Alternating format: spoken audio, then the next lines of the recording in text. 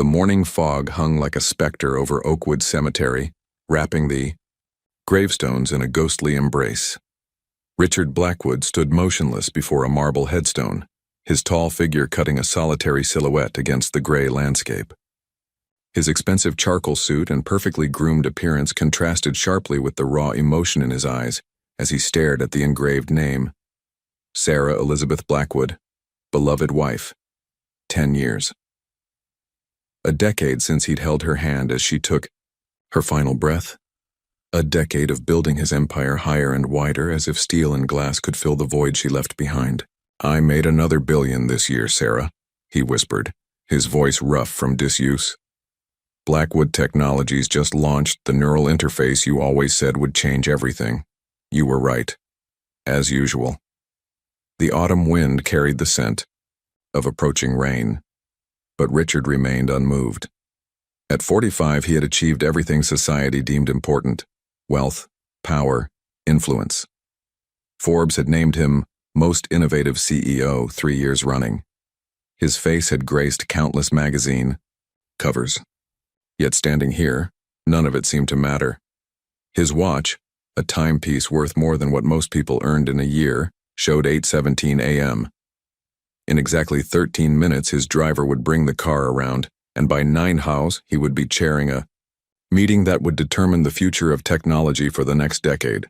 Every moment of his life ran with precision, a meticulously maintained schedule that left no room for deviation or, more importantly, reflection. A sound disturbed the silence, so faint he almost missed it, a child's voice carrying on the wind. "I brought you yellow ones today. Remember how you said they're like tiny suns you can hold in your hand?" Richard turned, irritated at having his solitude interrupted. Several rows away, a small figure knelt before a simple granite marker. A little girl, no more than 6 or 7, was carefully arranging wildflowers on a grave. Her red coat was too thin for the October chill, and her dark hair hung in a messy braid down her back. Mrs. Patterson at school said, "I have to improve my reading, but it's hard without you helping me," the child continued, apparently speaking to the grave. "I tried really hard, though. Grandma says you'd be proud." Something about the scene made Richard's chest tighten.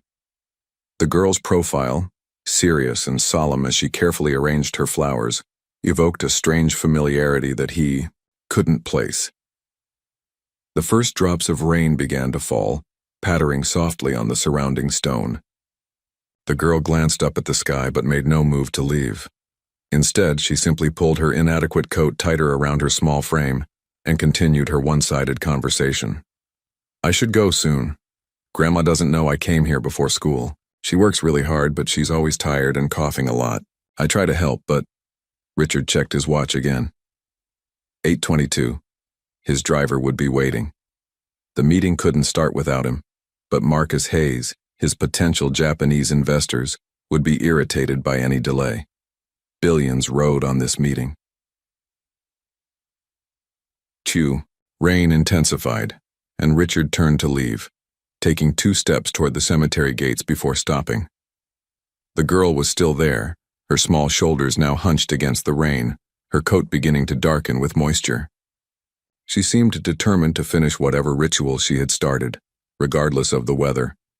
Something inside Richard, something long dormant, stirred uncomfortably. He had built his empire on calculated decisions, on never deviating from the optimal path. His board of directors often remarked that Richard Blackwood didn't make emotional decisions, yet his feet moved of their own accord, leading him away from the path to his waiting car and toward the kneeling child. By the time he reached her, rain was falling steadily, plastering her hair to her head. "You should get out of the rain," he said, his voice coming out more gruffly than intended. The girl looked up, startled. Her eyes were an unusual shade of amber, wide with surprise and a wariness that seemed too mature for her young face. For a moment she just stared at him, as if trying to determine his intentions. "I'm almost done," she finally said, turning back to the grave.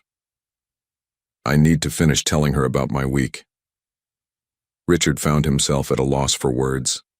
He stood awkwardly, rain soaking through his Italian wool suit, as the girl continued to speak softly to the headstone.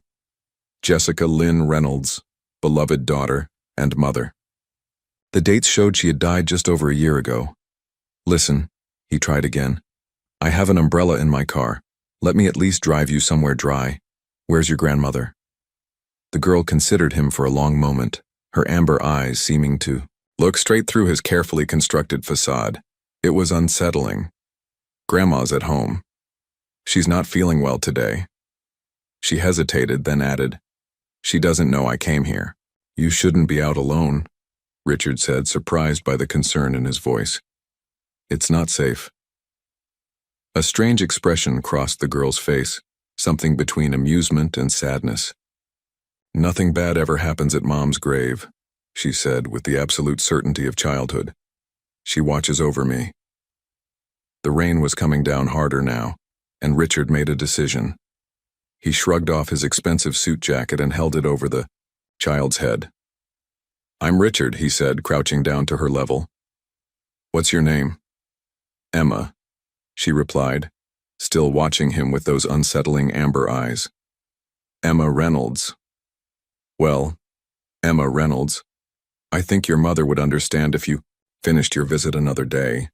She wouldn't want you catching pneumonia. Emma seemed to consider this logic, then nodded slowly. She reached out to touch the headstone one last time, a gesture so tender it made Richard's throat tighten unexpectedly.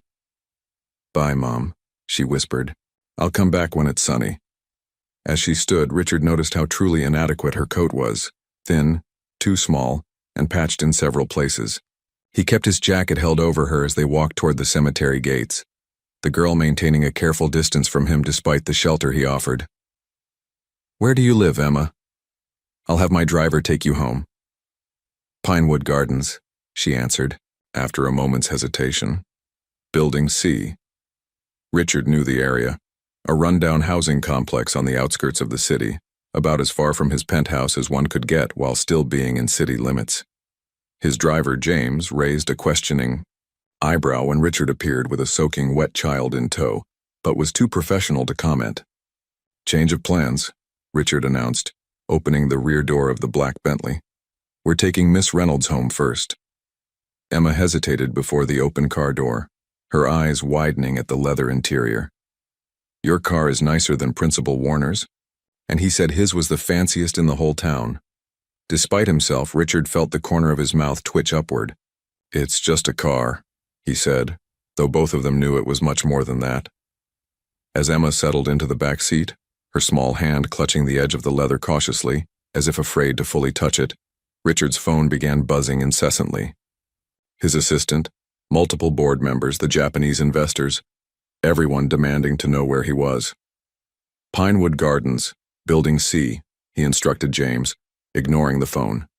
He could feel a strange sensation blooming in his chest, something he hadn't experienced in a very long time. It felt suspiciously like purpose. Emma looked up at him from beneath wet lashes. Are you in trouble now because of me? Richard considered the question, aware that his entire meticulously scheduled life had just veered off course because of this chance encounter.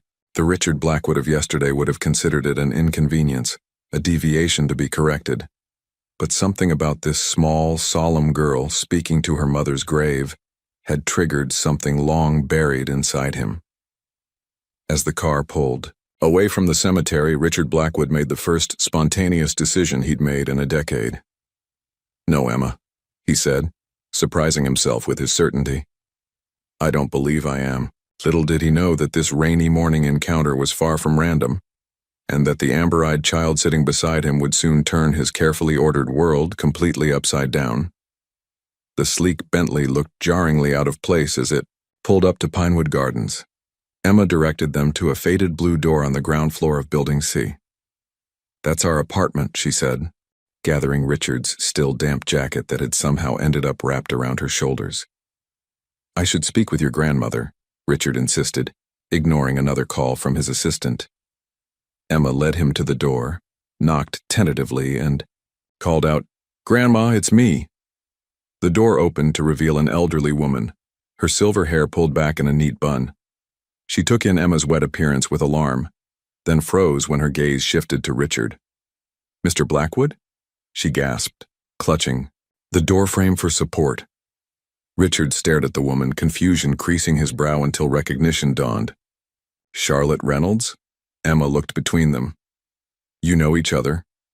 Charlotte nodded slowly.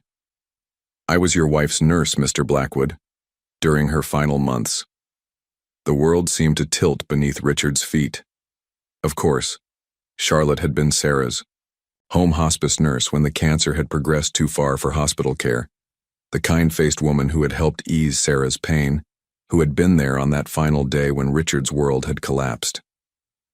"Please come in," Charlotte said, ushering them inside. The apartment was small but impeccably clean. What the space lacked in luxury, it made up for in warmth. Handmade quilts, framed children's artwork, and well-worn furniture that invited you to sit. "Emma, go change into dry clothes," Charlotte instructed. When the girl disappeared down the hallway, Charlotte turned to Richard. "I never expected to see you again." "I didn't recognize you," he admitted. "It's been 10 years. "And you haven't changed a bit," she said, though they both knew that wasn't true. His hair might be the same, his posture equally rigid, but something fundamental had shifted in Richard Blackwood over the past decade. "I found Emma at the cemetery," he explained, "at her mother's grave." Charlotte's expression softened with sorrow. "My daughter, Jessica. We lost her last year in a car accident." As Charlotte made tea in the tiny kitchen, Richard noticed a familiar photograph on the wall. Sarah in her hospital bed, smiling weakly, with Charlotte beside her. His heart contracted painfully. "Sarah spoke of you often, you know," Charlotte said, handing him a chipped mug. "Even at the end." Before Richard could respond, Emma returned wearing dry clothes, carrying a drawing pad. "I made this for you," she said, shyly offering him a page. The drawing showed 3 figures: a tall man, in a suit, a small girl, and an older woman, all holding hands beside a grave covered in yellow flowers. "That's us," Emma explained unnecessarily. "At my mom's grave. And you didn't even get mad about your fancy jacket getting wet." Richard stared at the childish drawing, feeling something crack inside him, something that had been frozen solid for 10 years. "Thank you, Emma," he managed, his voice uncharacteristically rough. As he prepared to leave, Charlotte walked him to the door. "Emma has your wife's eyes," she said quietly. "I noticed it the first time I held her as a baby. The same remarkable amber." Richard stepped back into the waiting Bentley, instructing James to take him to the office. But as the car pulled away, he found himself looking back at the small blue door, feeling as though he'd left something important behind. Richard's mind was elsewhere during the rescheduled meeting with the Japanese investors. While his mouth formed words about market projections and neural interfaces, his thoughts kept returning to Emma's amber eyes and Charlotte's revelation. Those eyes. Sarah's eyes. Mr. Blackwood? Marcus Hayes, his VP of operations, was staring at him expectantly. "I apologize," Richard said, straightening in his chair. "Please continue." Later that evening, alone in his penthouse overlooking the city, Richard opened a drawer he hadn't touched in years. Inside lay a small velvet box containing Sarah's wedding ring and a photograph. Sarah at the beach, laughing into the camera, her amber eyes catching the sunlight. The same eyes that had looked up at him from beneath wet lashes in the cemetery. 3 days later, Richard found himself back at Pinewood Gardens, a leather portfolio under his arm. He'd had his team investigate Charlotte and Emma's situation. What he discovered troubled him deeply. Charlotte answered the door, surprise evident on her tired face. "Mr. Blackwood, this is unexpected. Please call me Richard," he said, noticing the dark circles under her eyes. "May I come in?" Emma was at school, Charlotte explained as she served tea in the same chipped mugs. Richard came straight to the point. "I'd like to help you and Emma," he said, opening his portfolio. "I've prepared some options: financial assistance, a college, fund for Emma, perhaps a more suitable apartment." Charlotte's expression shifted, a gentle but unmistakable pride straightening her shoulders. That's very generous, but we don't need charity. It's not charity, Richard insisted. Consider it delayed compensation for the exceptional care you provided Sarah. Charlotte studied him, her gaze penetrating. Is that really why you're here, Mr. Blackwood? Or is it those eyes of hers that brought you back? Richard sat back momentarily speechless. Charlotte had seen right through his rationalization.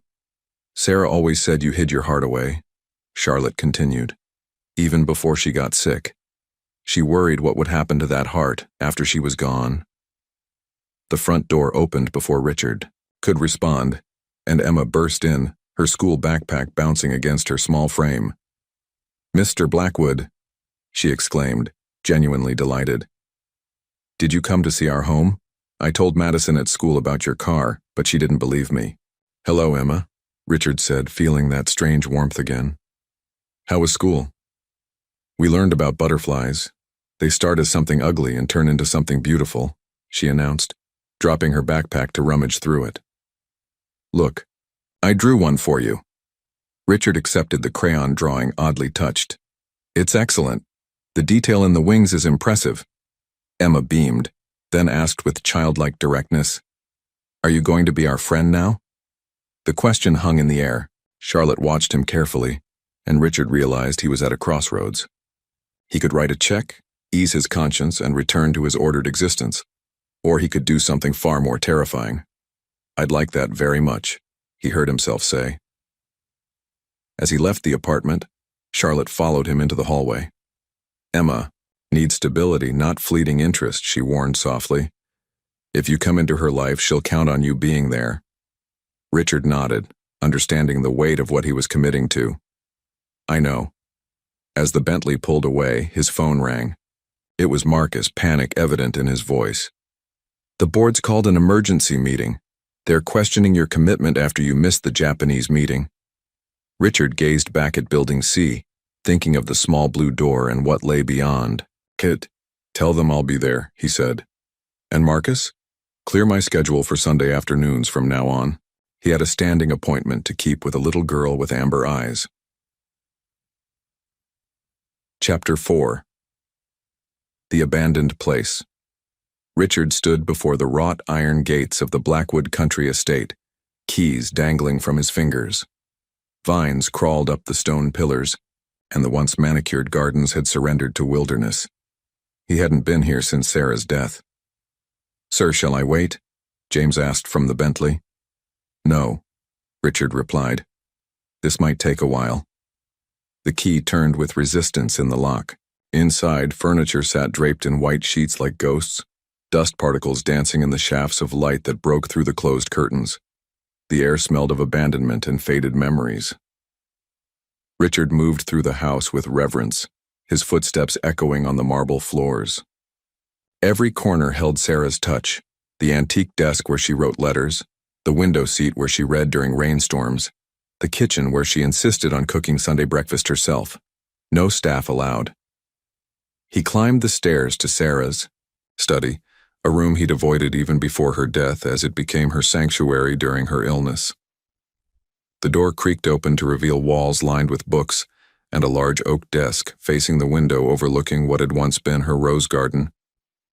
Richard approached the desk hesitantly. Her things remained exactly as she'd left them.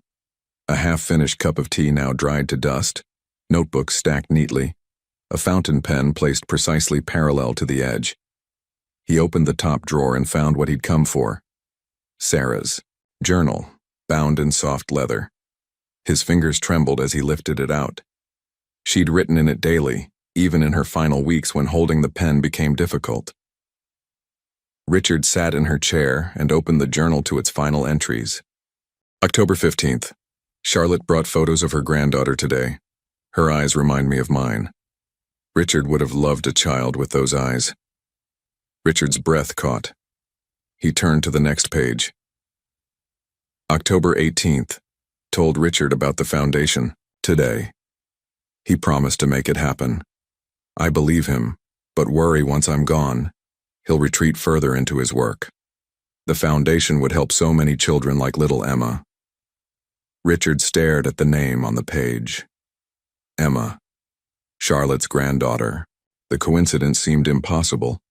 He read on, finding Sarah's detailed plans for a children's foundation, a place for children dealing with loss, where they could heal through art, music, and community. It was a dream she'd shared with him, and he'd promised to fulfill it. A promise he'd buried along with her. In the back of the journal, he found a photograph he'd never seen. Sarah with Charlotte and a young woman who must have been Jessica, Emma's mother. Sarah's hand rested protectively on Jessica's very pregnant belly, the date stamp on the back, 2 weeks before Sarah died. Richard closed the journal, overwhelmed. The foundation he'd never built, the promise he'd never kept, the connections between Sarah, Charlotte, and Emma that seemed too significant to be coincidental. As he rose to leave, a thought struck him. If Sarah had died while Jessica was still pregnant with Emma, how had Charlotte known Emma had Sarah's eyes when she was a baby? Back in the Bentley, Richard made a decision. James, take me to Blackwood Tower. At his office, Richard summoned his architects and legal team. For hours, they worked through preliminary plans and paperwork. By evening, he had the beginnings of a proposal. A community center for children experiencing loss, to be built on land the company already owned, near Pinewood Gardens. As he stared at the plans spread across his desk, his phone rang. It was Charlotte. Emma's been asking when you'll visit again, she said, her voice revealing both hope and caution. She's drawn more butterflies for you. Richard looked at Sarah's journal beside the architect's renderings. Actually, he said, I have something I'd like to discuss with both of you. Something important. As he hung up, Richard gazed at the photograph of Sarah, Charlotte, and Jessica. For the first time in 10 years, he felt something long dormant stirring inside him. Purpose. And perhaps redemption. Emma's face lit up when Richard arrived at their apartment, clutching her butterfly drawings as if they were precious gems. You came back. I promised I would, Richard replied, surprised by how much her delight affected him. Charlotte observed their interaction with cautious optimism. After Emma proudly displayed her artwork, Charlotte suggested she work on homework in her room. I need to speak with Mr. Blackwood privately.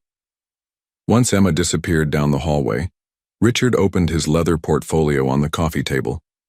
I've been thinking about our conversation, he began, unfolding architectural renderings, and about a promise I made to Sarah before she died. Charlotte leaned forward, studying the blueprints with a puzzled expression. What am I looking at? The Sarah Blackwood Community Center for Children, Richard explained, his voice steady despite the emotion building in his chest. A place for children experiencing loss to find healing through art, community, and support. He outlined his vision, a modern facility with art studios, counseling rooms, communal spaces, and gardens. Sarah planned it all before she died. I promised to build it, but after she was gone. He trailed off, the admission of his failure hanging between them. Charlotte touched the blueprints gently. This is what she talked about during those final weeks. Her legacy project, she called it. Richard nodded. I found her journal at our country house. Her plans were remarkably detailed. He hesitated before continuing. Charlotte, I'd like you to run it. Her head snapped up. Me? You have nursing experience, compassion, and first-hand understanding of loss. The position comes with a substantial salary, benefits, and flexibility to accommodate Emma's needs. Charlotte's expression remained skeptical. And why now, after 10 years? Richard considered deflecting, but opted for honesty. Meeting Emma awakened something I've kept buried. When I saw her in the cemetery, talking to her mother's grave. He paused, gathering himself. It was like seeing myself 10 years ago, except she still has hope in her eyes. Charlotte studied him intently. This isn't charity? It's a job offer, Richard clarified. You'd report to the board like any director. The center would be independently funded but associated with my company's philanthropic division. Before Charlotte could respond, Emma appeared in the doorway, homework forgotten. Are those house pictures? She asked, eyeing the blueprints with curiosity. Richard exchanged a glance with Charlotte, who nodded permission. "It's a special place I'm planning to build," he explained as Emma climbed onto the sofa between them. "A place for children who've lost someone they love." Emma traced the outlines with her small finger. "Like me?" "Yes," Richard said gently. "Exactly like you." "And I'd be working there," Charlotte added cautiously, "if I decide to accept Mr. Blackwood's offer." Emma's eyes widened. "Would I get to go there after school, instead of Mrs. Peterson's?" Charlotte smiled. "That would be the idea." Emma examined the blueprint seriously, then looked up at Richard. "Does it have a garden? Mom loved gardens." "It will now," Richard promised, making a mental note. Emma nodded approvingly, then delivered her verdict. "I think you should say yes, Grandma." Charlotte laughed softly. "It's not quite that simple, sweetheart." "Why not?" Emma asked with a child's straightforward logic. "Mr. Blackwood is nice, and you always say we should help other people who are sad." The simple wisdom left both adults momentarily speechless. Charlotte finally sighed. "I'll consider it, Richard. Truly. But I need time." "Of course," he agreed, gathering his materials.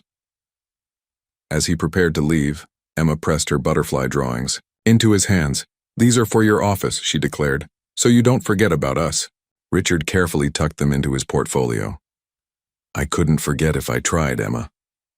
Walking back to his car, Richard realized that for the first time in a decade, he felt truly alive, terrified, uncertain, but undeniably alive. The board, members of Blackwood Technologies, stared in stunned silence at the images on the conference room screen. Richard Blackwood, the same man who once fired an executive for being 3 minutes late to a meeting, stood in jeans and a work shirt, his sleeves rolled up, painting a wall. "As you can see," Richard continued, unfazed by their shock, "renovation of the Sarah Blackwood Community Center is ahead of schedule. Will open in 6 weeks, barring any major setbacks." Marcus Hayes found his voice first. "Richard, while we admire the personal involvement, is this the best use of your time? The neural interface launch is 8 weeks away." "I'm fully briefed on the launch," Richard replied calmly. "The community center takes only my Sunday afternoons and occasional evenings." After the meeting adjourned, Marcus lingered behind. "Permission to speak freely?" Richard nodded, collecting his notes. "What's really going on? First you missed the Japanese investors, then you launched this community center out of nowhere, and now you're painting walls like a common laborer." Marcus's concern was genuine. "The board is worried." Richard considered his response carefully.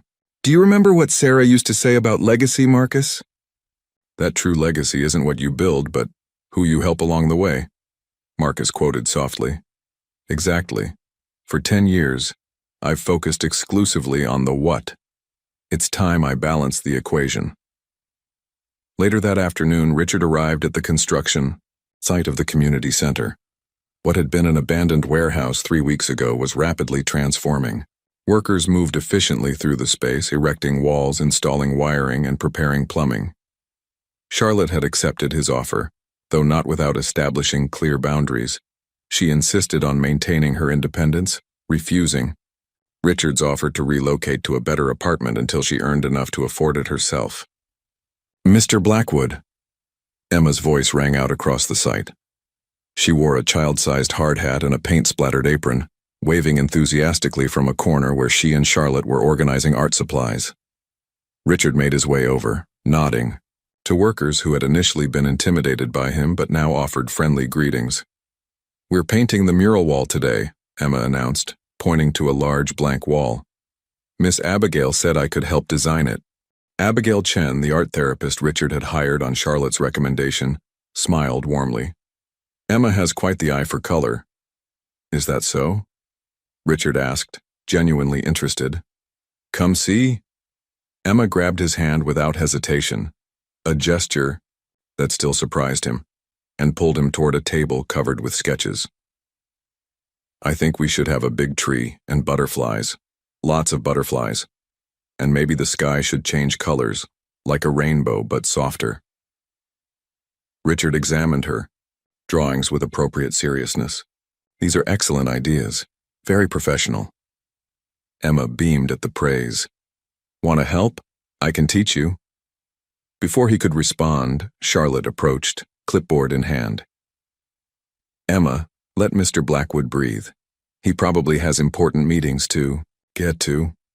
Actually, Richard said, checking his watch, my schedule is clear until tomorrow morning. Emma's face lit up. Then you can stay. I'll show you how to paint butterflies. For the next 3 hours, Richard Blackwood, CEO of a multi-billion-dollar corporation, sat cross-legged on the floor with Emma learning to paint butterflies. His technique was precise but lacked creativity, a fact Emma pointed out with brutal honesty. You're making them all the same, she observed, her nose wrinkling. Butterflies aren't supposed to match exactly. That's what makes them special. Richard studied his row of identical blue butterflies. You're right. What would you suggest? Close your eyes and feel the colors, Emma instructed seriously. That's what Mom used to say. Don't think about it so much. Charlotte, watching from across the room, couldn't suppress a smile at the sight of Richard Blackwood obediently closing his eyes, paintbrush in hand, being instructed by a 6-year-old. Later, as the sun began to set, casting long shadows through the windows, Charlotte brought Richard a cup of coffee. He sat back on his heels, surveying their progress. The mural was taking shape, a whimsical landscape with an enormous tree, countless butterflies of varying shapes and colors, and a sky that transitioned from dawn to dusk. She's good for you, Charlotte observed quietly, nodding toward Emma, who was carefully washing brushes with Abigail. I'm beginning to think Sarah orchestrated this somehow, Richard admitted, accepting the coffee. Finding Emma at the cemetery that day, it feels like more than coincidence. Charlotte's expression softened. Sarah always did play the long game. As Richard prepared to leave, Emma presented him with a small canvas. On it was a remarkably detailed butterfly, its wings a vibrant amber, the exact shade of her eyes. This one's special, she explained, for your office. So when people ask what it is, you can tell them about our center. Richard carefully placed the canvas in his car, handling it with more reverence than he showed the rare antiquities in his penthouse. On the drive home, he realized his hands were stained with paint, his expensive watch speckled with blue and purple dots. For the first time in memory, he didn't care about the imperfection. His phone chimed with a message from Charlotte. Emma says your butterflies need work, but she's willing to give you another lesson next Sunday. Richard found himself smiling as he typed his reply. I'll bring better snacks this time. The next morning, his executive assistant did a double take when Richard arrived with paint still embedded in his cuticles and a small canvas, butterfly prominently displayed on his desk. Richard stared at the numbers on his tablet, but they failed to hold his attention. Outside his floor-to-ceiling office windows, the city sprawled below, a landscape of steel and glass he'd helped shape. Yet his mind kept drifting to a partially painted mural and a little girl's laughter. Sir? His assistant, Diane, appeared at the door. The quarterly reports are ready for your review, and Mr. Hayes is asking about the neuromatrix presentation for tomorrow's investors' call. Thank you, Diane. Could you also order a collection of children's art supplies? High quality, professional grade if possible. If Diane was surprised by the request, her professional demeanor betrayed nothing. Any specific items, sir? Watercolors, acrylics, quality brushes. He hesitated, realizing he was out of his depth. Actually, I'll send you a list from Ms. Chen at the community center. As Diane departed, Richard noticed Marcus hovering in the doorway. Concern etched across his features. Come in, Marcus, Richard sighed. I can practically hear you thinking. Marcus closed the door behind him. The board is questioning your focus, Richard. Henderson specifically mentioned you left yesterday's budget meeting early to, and I quote, paint butterflies with orphans. Emma is not an orphan, Richard corrected sharply.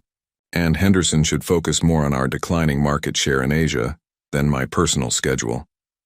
Marcus approached the desk, his voice lowering. Richard, we've worked together for 15 years. I've never seen you like this.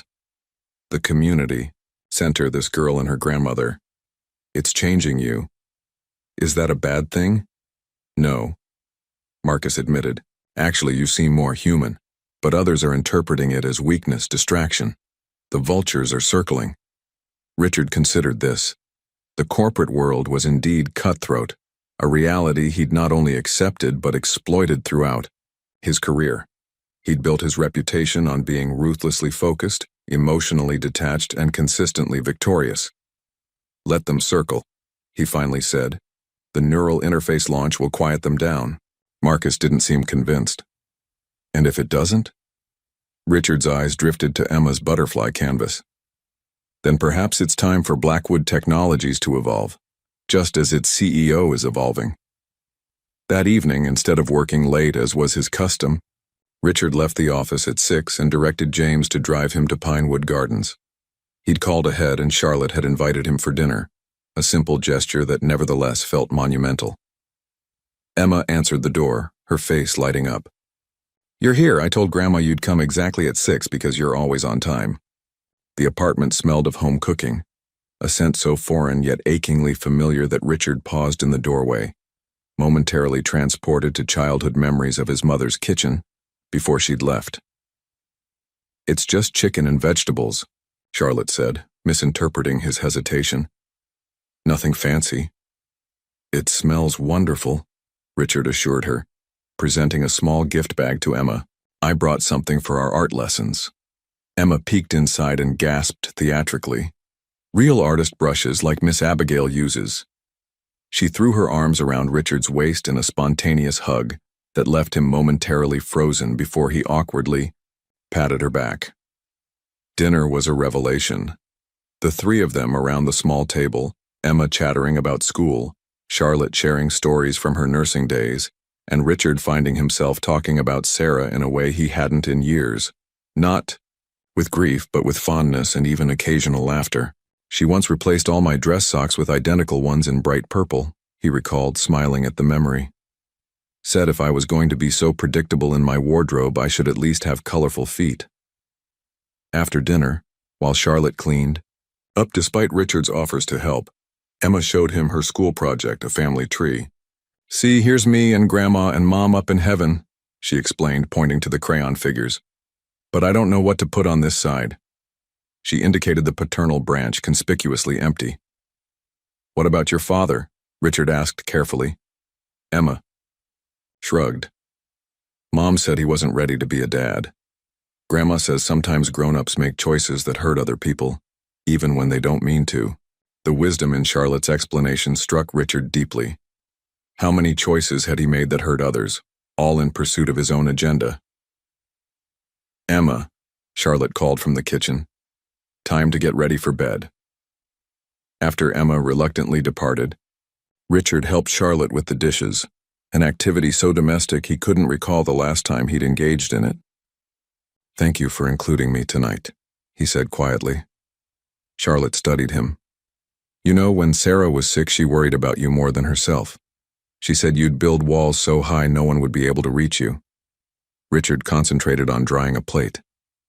"She wasn't wrong." "No, but she also believed someone would come along who could scale those walls." Charlotte smiled sadly. "I think she'd be pleased it was a 6-year-old with paint-stained fingers." Later, as James drove him back to his penthouse, Richard received a text from Henderson. "Emergency board meeting called for tomorrow morning. Topic: leadership concerns."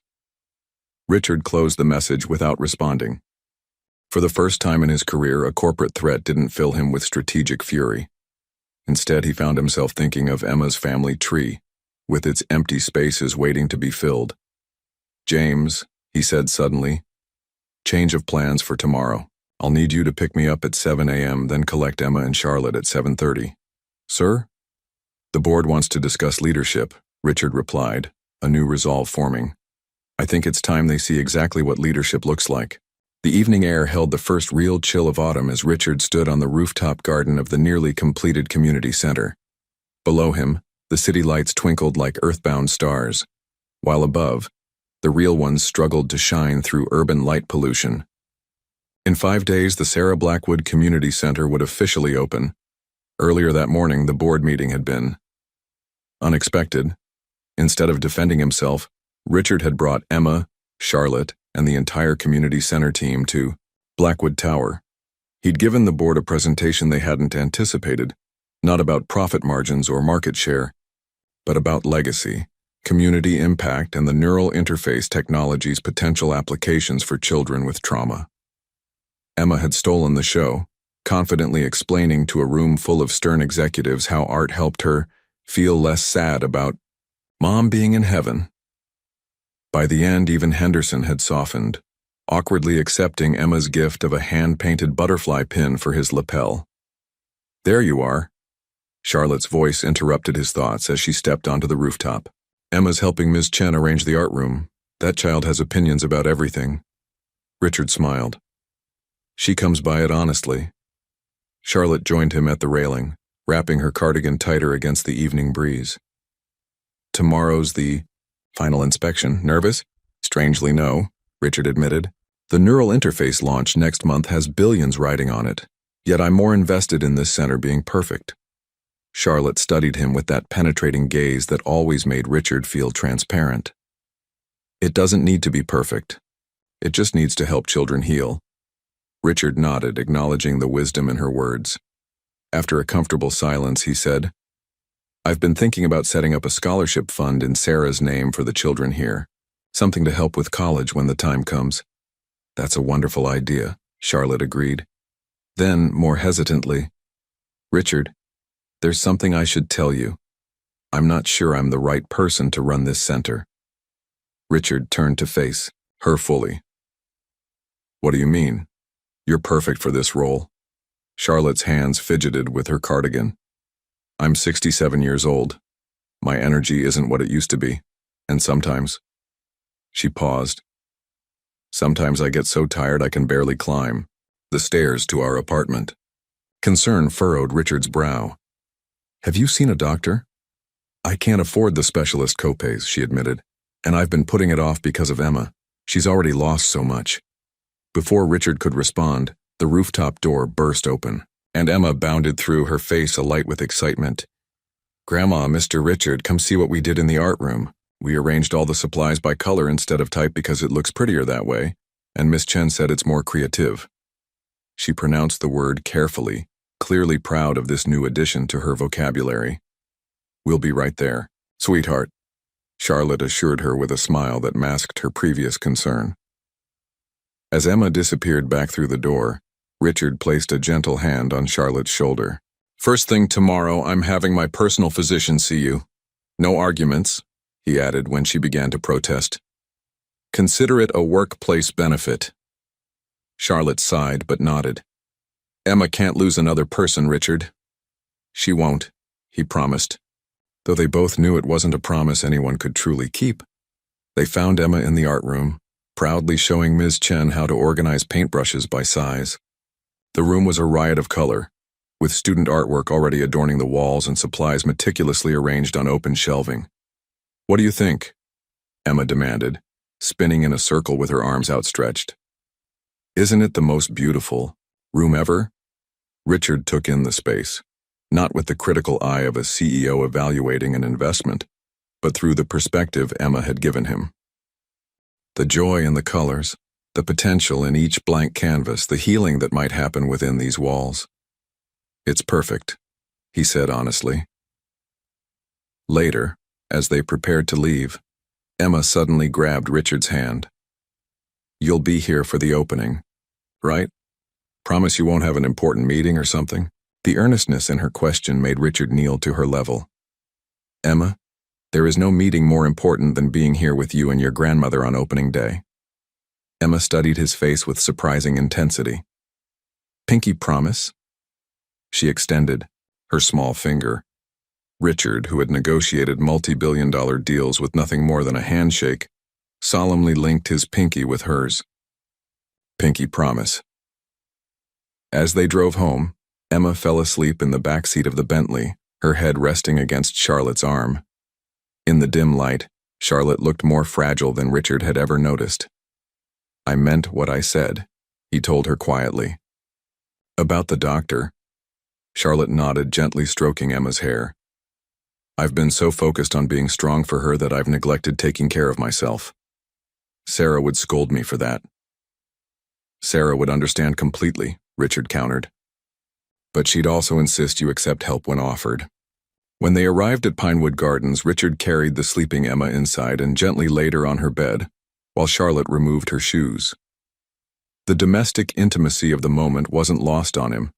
This simple act of caring for a child together created a bond he'd never expected to form. Back in the living room, Charlotte suddenly grasped his arm, her expression serious. Promise me something, Richard. Anything.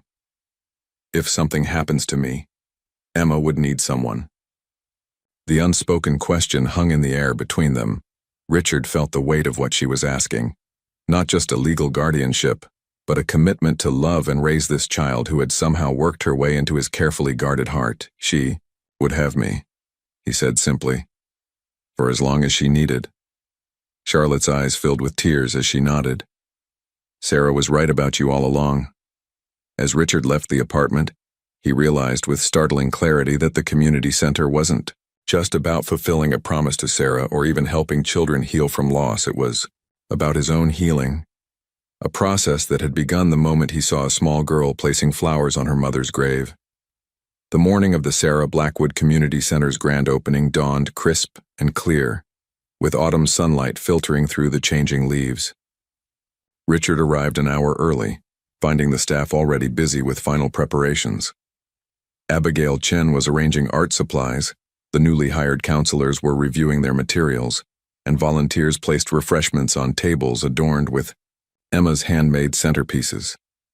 Richard stood in the main hall taking it all in. The space had transformed from an abandoned warehouse into something warm and welcoming. Children's artwork decorated the walls. Comfortable furniture created cozy nooks for reading or conversation. Natural light streamed through skylights that had been painstakingly installed to his specifications. Sarah would have loved it. It's beautiful, isn't it? Charlotte's voice came from behind him. She looked better today. The specialist, Richard, had prescribed medication that seemed to be helping with her energy levels. Better than I imagined, Richard admitted. Is Emma ready for her big moment? Charlotte smiled. She's changed outfits 3 times already. You'd think she was accepting an Oscar instead of cutting a ribbon. As if summoned by her name, Emma burst through the front doors wearing a blue dress with butterflies embroidered on the collar, a gift from Richard for the occasion. Mr. Richard, do you like my dress? Is it fancy enough? Grandma said I couldn't wear my painting apron even, though that's what real artists wear. Richard crouched to her level, straightening her slightly crooked butterfly hair clip. You look perfect. Every bit the artist and official ribbon cutter. Emma beamed, then lowered her voice conspiratorially. Are there going to be a lot of people? What if I mess up? There will be some people, yes, but they're all here because they believe in what we're doing. And you couldn't possibly mess up. It's your center as much as anyone's. Emma considered this, then nodded solemnly. I practiced cutting paper with the big scissors all week. I'm ready. Within the hour, the center filled with guests, local officials, representatives from children's advocacy groups, potential donors, and most importantly, several families, with children who would benefit from the center's services. Richard, who normally detested public speaking that wasn't directly related to business, found himself addressing the crowd with unexpected ease. 10 years ago, my wife Sarah had a vision, a place where children experiencing loss could find community, creative expression, and healing. Today, that vision becomes reality, not because of corporate funding or strategic planning, but because of the inspiration of 2 remarkable people. He gestured toward Charlotte and Emma, who stood nearby.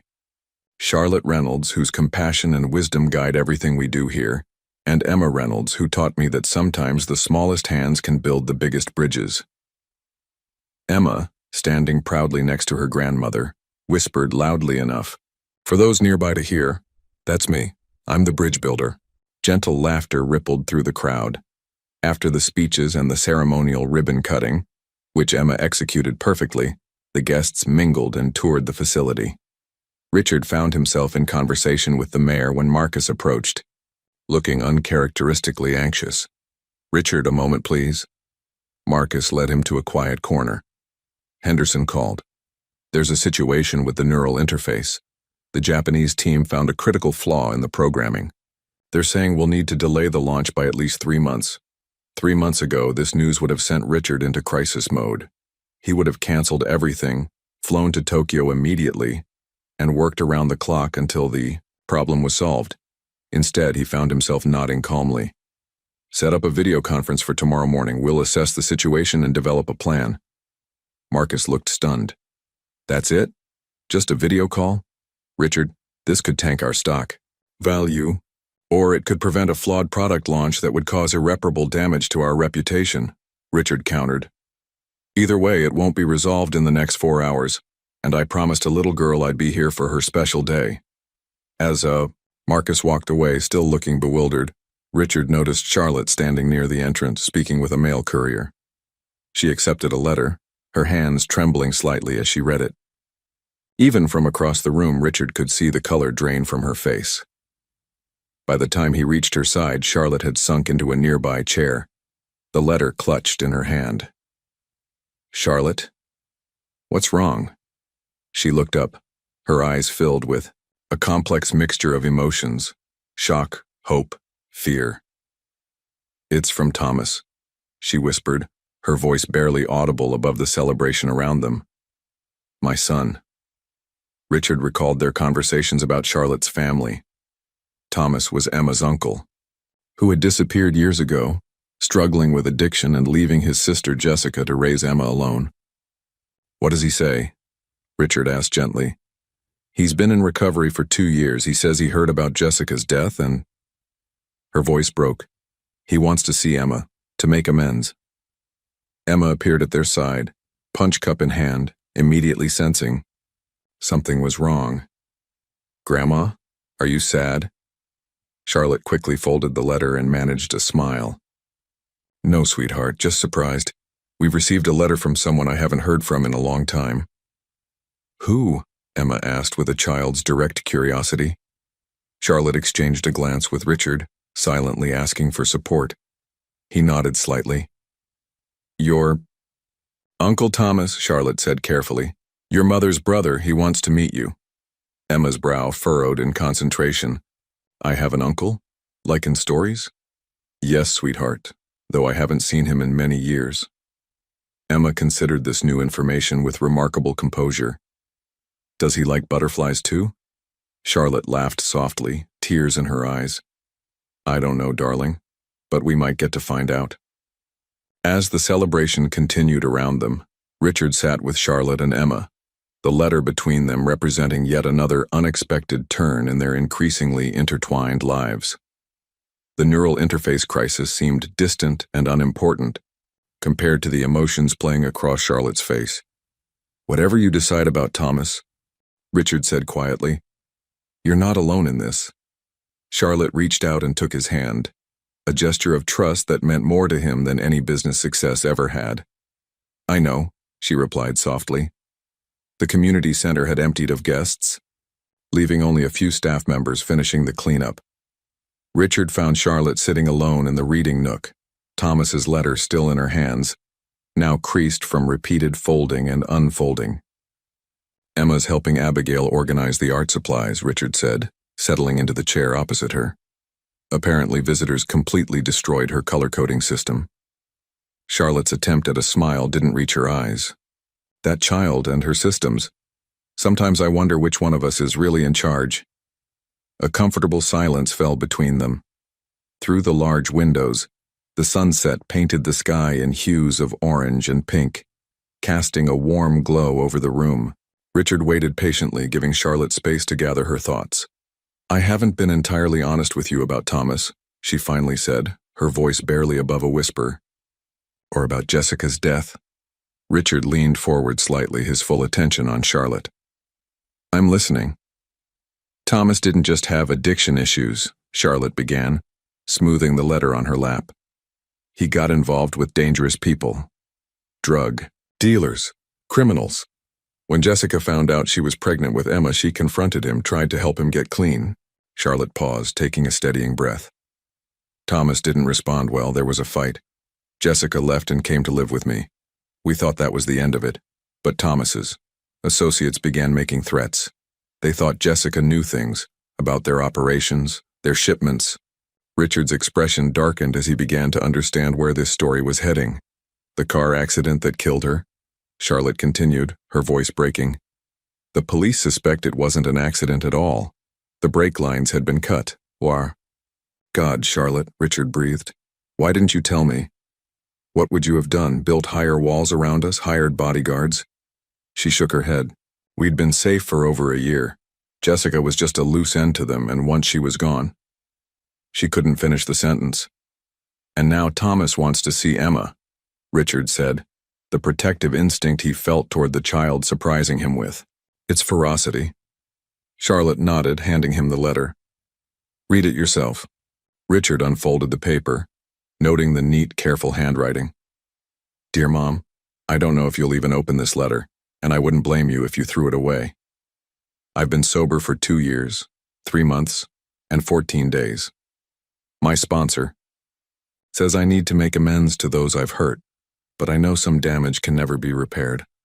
I heard about Jessica. Words can't express my guilt and grief. Her death is on my hands, even if I didn't physically cut those brake lines. The people I was involved with are gone now, most in prison, some dead. The police detective who investigated Jess's case helped me get into rehab when I finally hit bottom.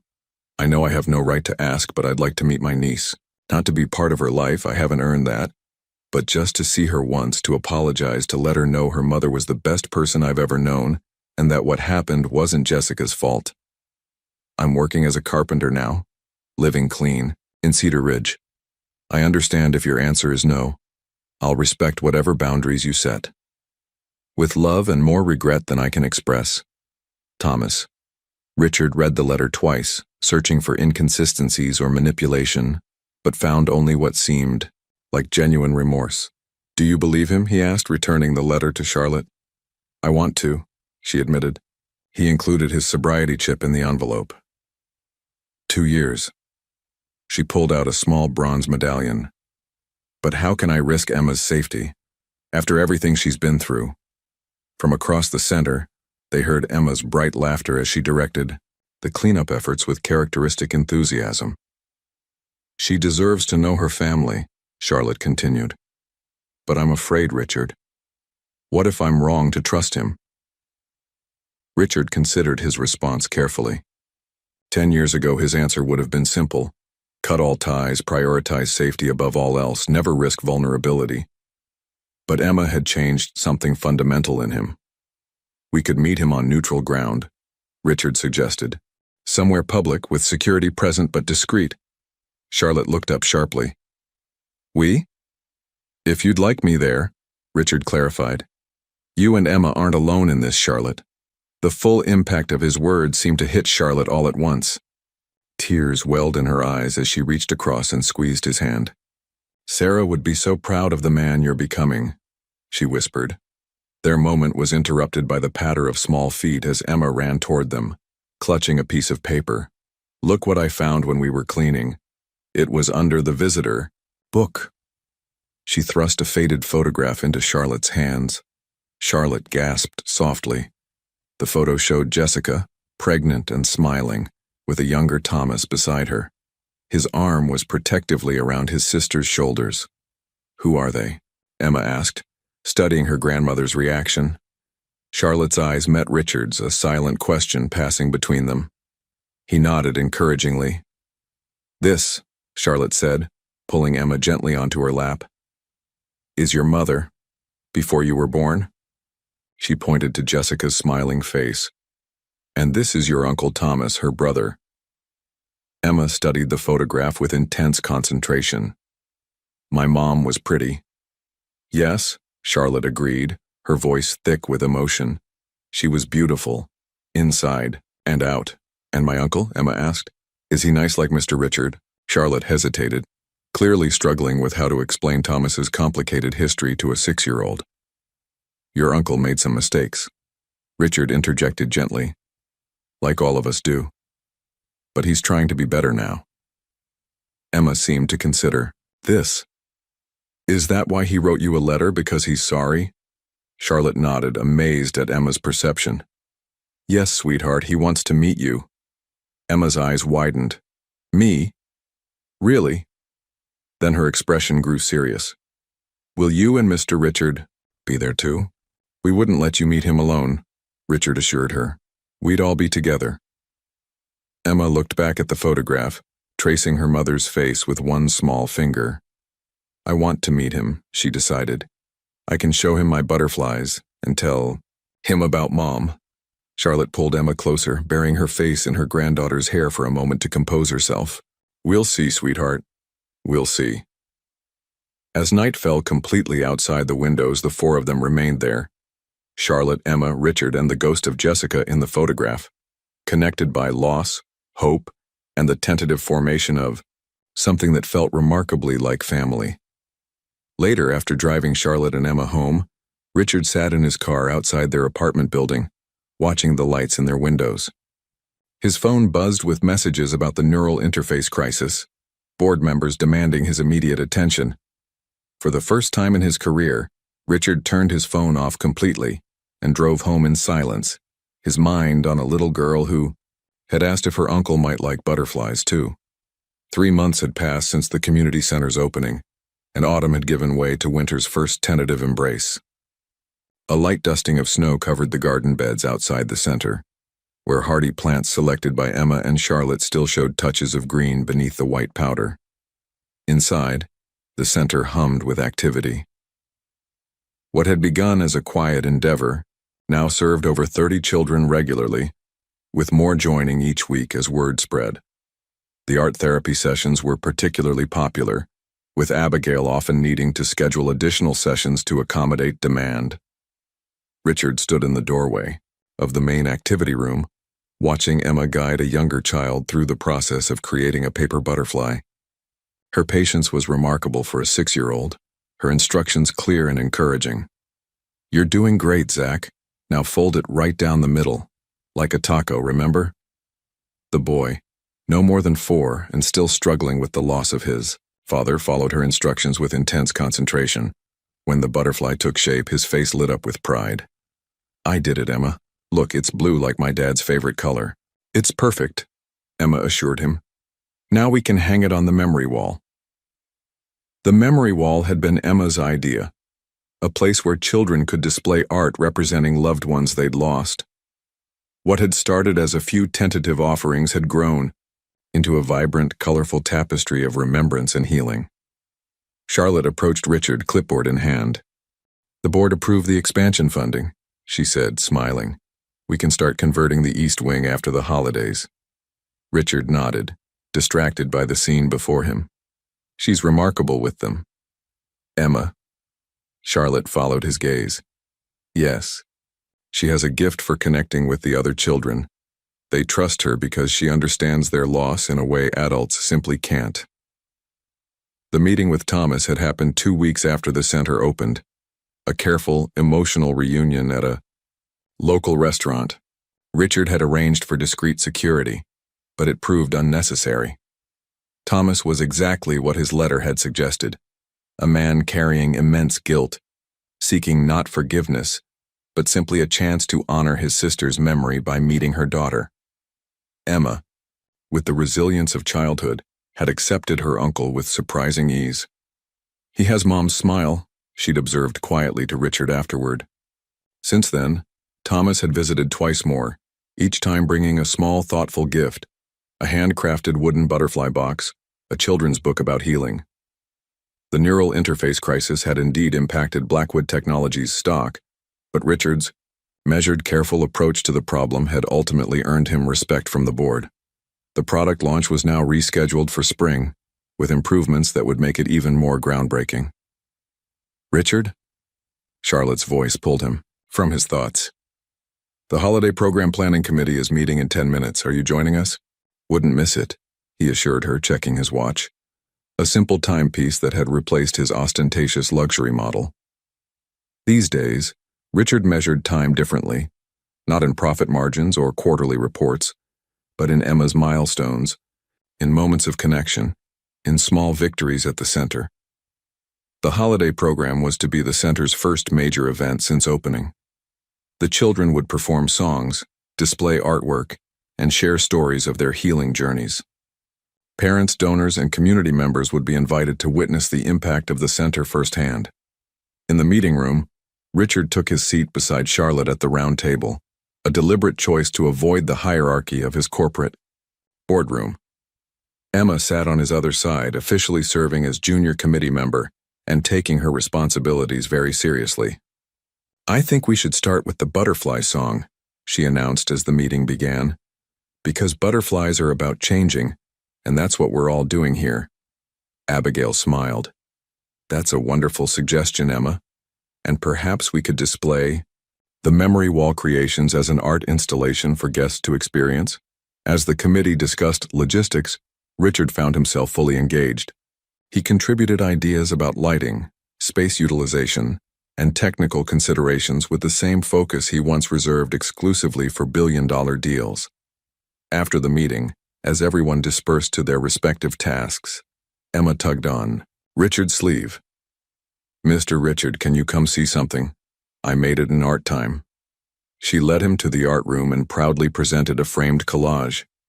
It featured photographs of the center's opening, pressed flowers from the garden, and at its center, a family portrait drawn in Emma's distinctive style.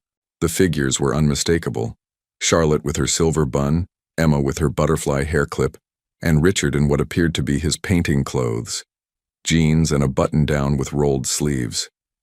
"It's for your office," Emma explained. "So, you remember us when you're doing your important business stuff?" Richard crouched to examine the artwork more closely, touched beyond words. "Emma, this is beautiful, but I don't need a reminder to think of you and your grandmother. You're always in my thoughts." Emma beamed, then grew serious. "Grandma says you're like family now, are you?" "Like family?" The question caught Richard off guard, its simplicity belying its profound implications. He considered his response carefully. "I'd like to be," he said finally. "If that's what you and your grandmother want." Emma's response was immediate and definitive. "We do. Grandma smiles more when you're around. And you need us too because you were lonely before." The perceptiveness of her observation struck Richard deeply. He had been lonely, profoundly so. Though, he'd buried that awareness beneath work and achievement. "You're right," he admitted. "I was lonely. Not anymore, though." Emma nodded, satisfied with his answer. "Good, because we're having spaghetti for dinner tonight and Grandma says you're coming over. I'm helping make the sauce." As they walked hand in hand toward the center's entrance where Charlotte waited, Richard realized that somewhere along the way, his carefully structured visits had evolved into something organic and natural. Sunday dinners, weeknight homework help, Saturday mornings in the center's garden. A routine built not around obligation but connection. Outside, the snow had begun falling again, soft flakes drifting lazily in the winter light. Emma skipped ahead to Charlotte, chattering excitedly about the holiday program plans.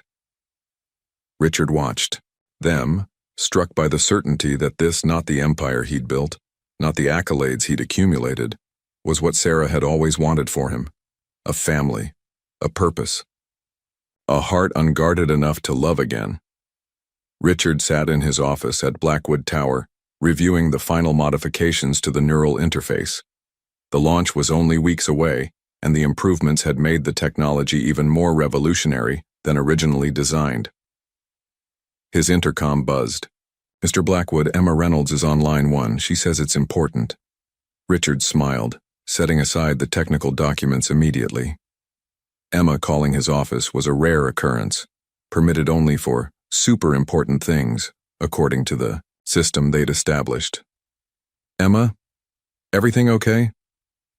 "Mr. Richard." Her voice bubbled with excitement. "Guess what? I'm going to be Student of the Month. Ms. Wilson is announcing it tomorrow, but she told me today because she knows I'm good at keeping secrets." "That's wonderful news, Emma. Congratulations." "And there's a special ceremony on Friday afternoon." They give you a certificate and everything. Grandma already asked for time off from the center. She paused. I was wondering if you could come too. The hesitation in her voice made Richard's chest tighten. He quickly checked his calendar. A board meeting was scheduled for Friday afternoon, the last major overview before the neural interface launch. I wouldn't miss it, he said, without hesitation. What time? 2:00 in the school auditorium. Her voice lowered conspiratorially. You have to dress nice, but you always do anyway. After ending the call, Richard summoned Marcus to his office. I need the board meeting moved to Thursday. Marcus frowned. The Japanese investors specifically requested Friday. They're flying in just for this. Then we'll start at 9 instead of 2. I have a student of the month ceremony to attend.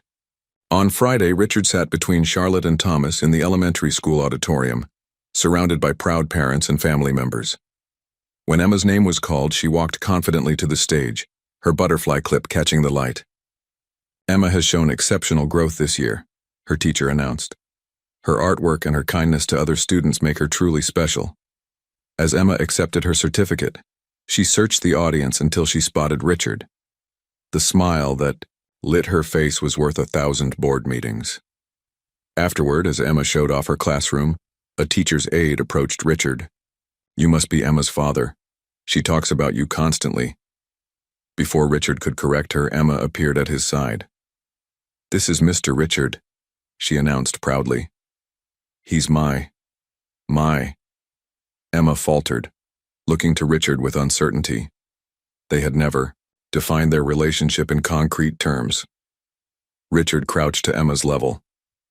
I'm family, he said simply, looking into those amber eyes so reminiscent of Sarah's.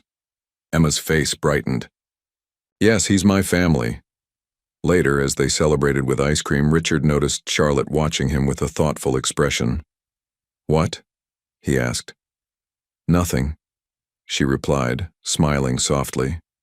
Just thinking Sarah would be pleased to see you sitting in an elementary school auditorium instead of a boardroom on a Friday afternoon.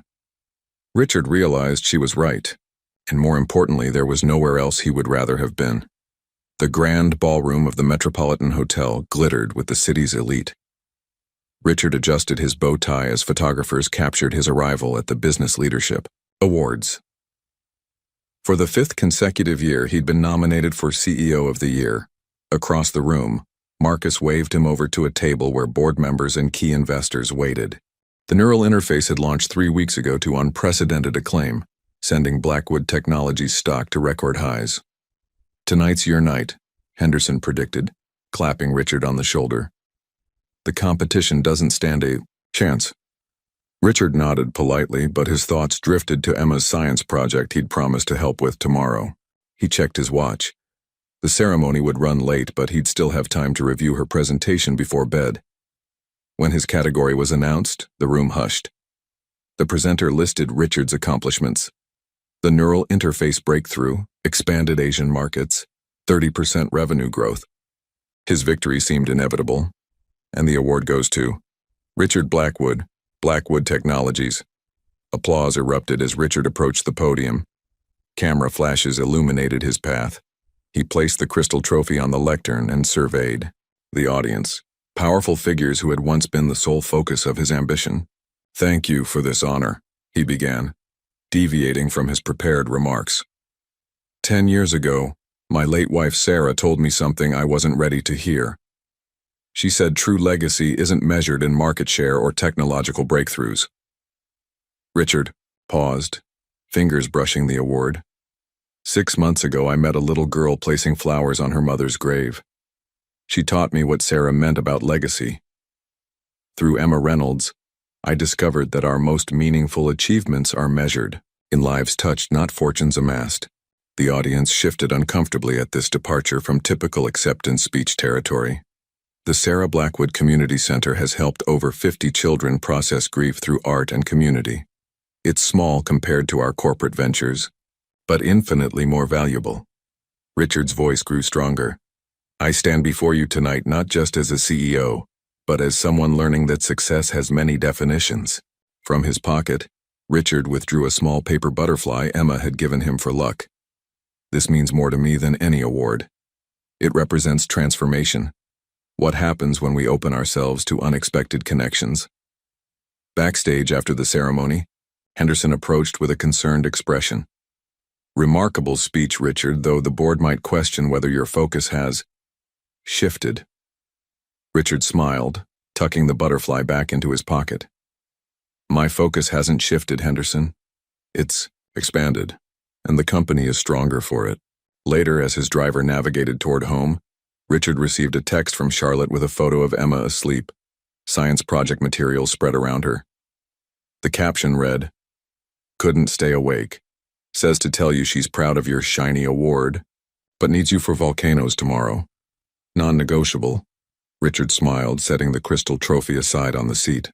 The recognition that truly mattered waited for him in a small apartment with butterfly decorations and a science project that couldn't wait. Once upon a time, there was a very sad man who forgot how to see with his heart. Emma's voice carried across the community center's main hall, where families had gathered for the center's Stories of Healing event. Seated in the front row, Richard watched with pride as Emma confidently stood at the small podium, her illustrated storybook projected on the screen behind her. He worked in a tall building with glass windows, but he never looked outside at the people. Emma continued, flipping to the next page showing her crayon rendering of Blackwood Tower.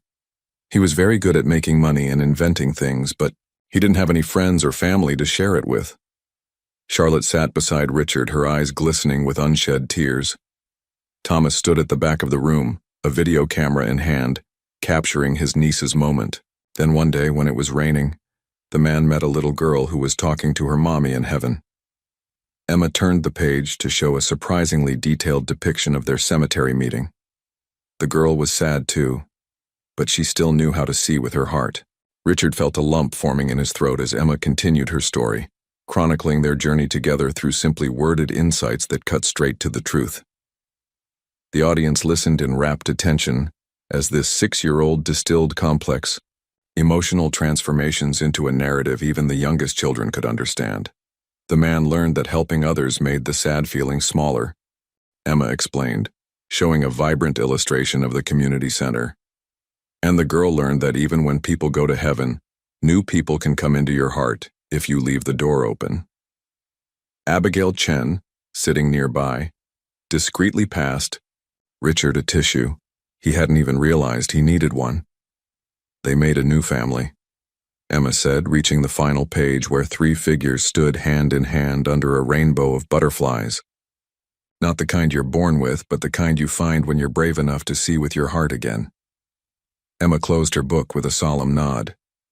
The end. The applause was immediate and heartfelt. Parents wiped away tears, children clapped, enthusiastically, and Richard found himself momentarily unable to move, overwhelmed by the simple wisdom in Emma's storytelling. As Emma returned to her seat between Richard and Charlotte, she whispered, "Did I do good?" Richard found his voice at last. "You did amazing, Emma. That was the most beautiful story I've ever heard." "It's our story," she replied matter-of-factly. "I wanted everyone to know it has a happy ending." Later, as families mingled over refreshments, a reporter covering the event for the local newspaper approached Richard. "Mr. Blackwood, I'd like to ask about your involvement with the center.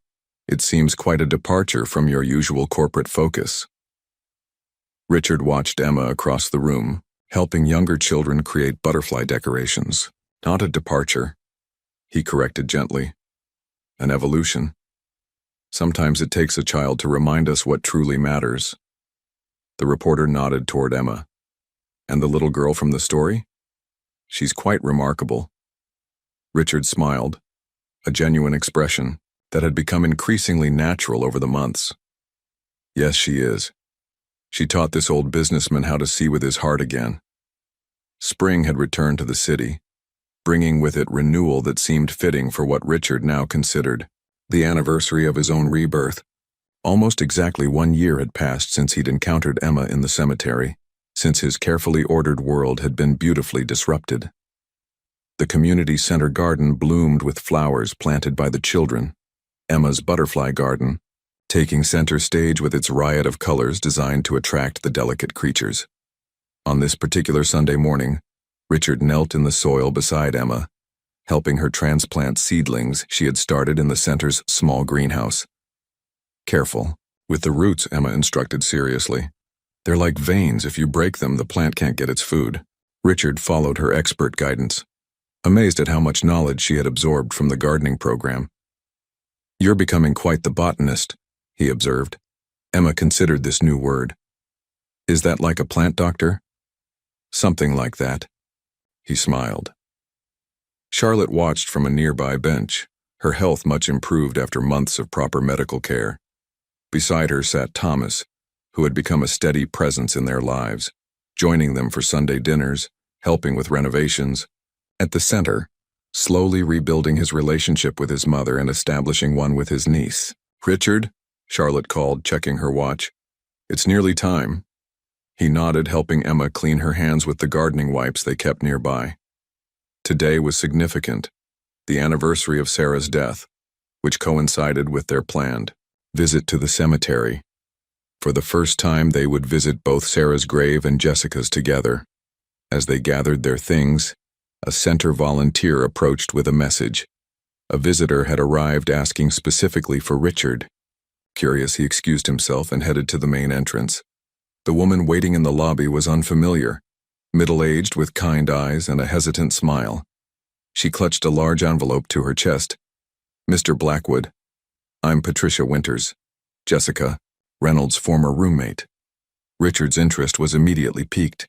"Please call me Richard. How can I help you?" "I've been overseas for the past 2 years," she explained. "I only recently learned about Jessica's passing. When I was cleaning out some old storage, I found something I think Emma should have." She opened the envelope and removed a small journal with a butterfly embossed on its cover. Jessica kept this during her pregnancy. She wrote letters to Emma, things she hoped to tell her someday. "There are also some photographs I thought the family might want." Richard accepted the journal with careful hands. "This is incredibly precious. Thank you for bringing it." Patricia hesitated. "There's something else you should know." Jessica mentioned Sarah Blackwood in her journal. Apparently, they formed a connection during Sarah's final days at the hospital. Richard's breath caught. "What kind of connection?"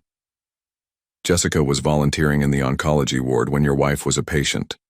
According to the journal, they spoke often. Sarah told her about your work, her dreams for the foundation." Patricia smiled softly. "Jessica wrote that Sarah made her promise to keep an eye on you after she was gone." The pieces suddenly aligned in Richard's mind, the coincidences that had never truly been coincidences. Jessica had known who he was that day in the cemetery. Perhaps she had even visited Sarah's grave herself, bringing Emma along. "Thank you," Richard said, his voice thick with emotion. "This means more than you can know." When he rejoined the others, now waiting by the car, he carefully presented the journal to Charlotte. "A visitor brought this.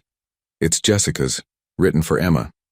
Charlotte's hand trembled as she opened the journal to the first page where Jessica had written, "For my daughter Emma, so you'll always know how much you were loved even before you arrived. We should give this to Emma when she's older." Charlotte whispered, tears gathering in her eyes. "When she can truly understand it." Richard nodded, then shared what Patricia had told him about the connection between Sarah and Jessica. Thomas listened with wonder, while Charlotte smiled as if confirming something she had long suspected. "Sarah always was playing the long game," she said softly. At the cemetery, they visited Jessica's grave first. Emma placed fresh flowers, yellow ones, like tiny suns you can hold in your hand, while Thomas stood quietly beside her, his grief and regret still evident, but now tempered with healing. Then they walked together to Sarah's grave. It was Richard's first visit since that fateful rainy morning a year ago. Emma held his hand tightly as they approached. "This is where we first met," Emma said, looking up at him with those remarkable amber eyes. "I remember you looked sad and scared, but you still stopped to help me." Richard knelt beside the headstone, tracing Sarah's name with gentle fingers. I think she sent you to me, he said quietly, to remind me how to live again. Emma considered this with solemn gravity. Maybe my mom and your wife are friends in heaven. Maybe they work together to make us a family. From the mouth of a child, the sentiment felt not only possible but probable. Richard looked at the small group surrounding him. Charlotte with her wisdom and strength, Thomas working toward redemption, and Emma, the unexpected catalyst who had changed everything. I think you're right, he agreed. As they stood together, in the gentle spring sunshine, Richard felt a sense of completion. The void that had consumed him for 10 years was filled not with achievement or accolades, but with the love of this unlikely family that had formed around him. Later, as they planted memorial flowers at both graves, Emma worked with focused determination, patting the soil firmly around each stem. Mr. Richard, she said suddenly, looking up at him. I've been thinking. About what? He asked, recognizing the expression that usually preceded one of her profound observations. Since we're a family now, maybe you could just be Richard instead. Mr. Richard, or... She hesitated, suddenly shy. Maybe something else if you want. Richard felt his heart expand in his chest, understanding the significance of what she was asking. He looked to Charlotte, who nodded almost imperceptibly, her eyes shining with approval. I would be honored, he said, his voice steady despite the emotion threatening to overwhelm him. Whatever you decide to call me, I'll always be here for you, Emma. Always. She nodded, satisfied, and returned to her planting. But as they gathered their gardening tools to leave, Emma slipped her small hand into his and said just loudly enough for him to hear, Thank you, Dad. And in that moment, standing between the graves of two women who had shaped his fate in ways he was only beginning to understand, Richard Blackwood finally came home.